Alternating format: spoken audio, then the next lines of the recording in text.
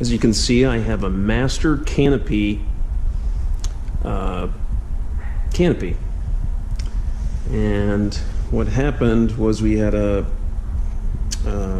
heck of a rainstorm that caused the canopy above the trusses to fill with water, and it ended up bending. It bent in two different places, one right here and one up here on this one. This one I think is okay though. So what I needed to do was to find a solution that was going to straighten this bar out. This was bent at about a 20-degree angle down this way, and of course collapsed on itself right in the middle. So I took it apart using this one tiny little Allen wrench that just I happen to have.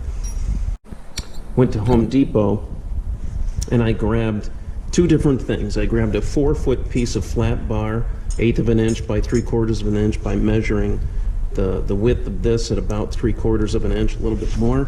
And I grabbed these bars as well, these aluminum bars.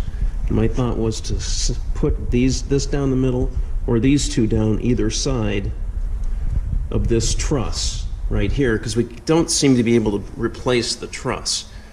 So what I did was I measured how far this went in and the other end, subtracted, and then cut this with the grinder.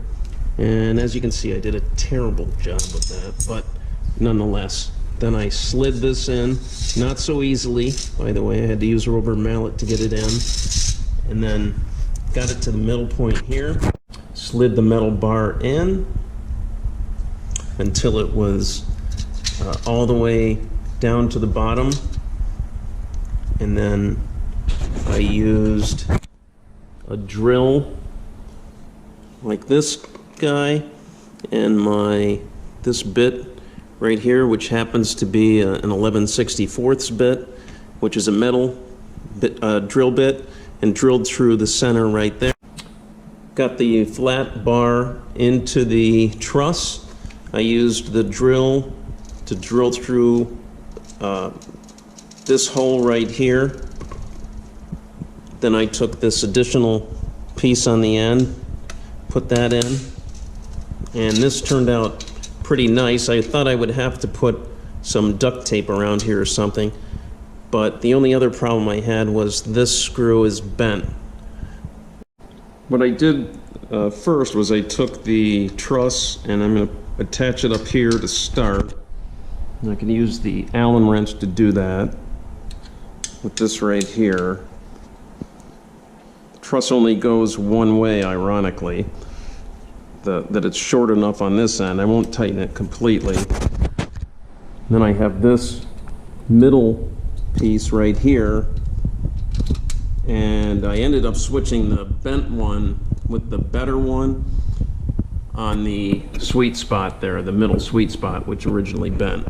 This lower one was a little more difficult. I used the bent screw on this one, so it took a little more time to get that in. But as you can see, this one here, going up to the area that bent and broke on the side there, running the flat bar, the 3/4 inch flat bar inside there and drilling through here.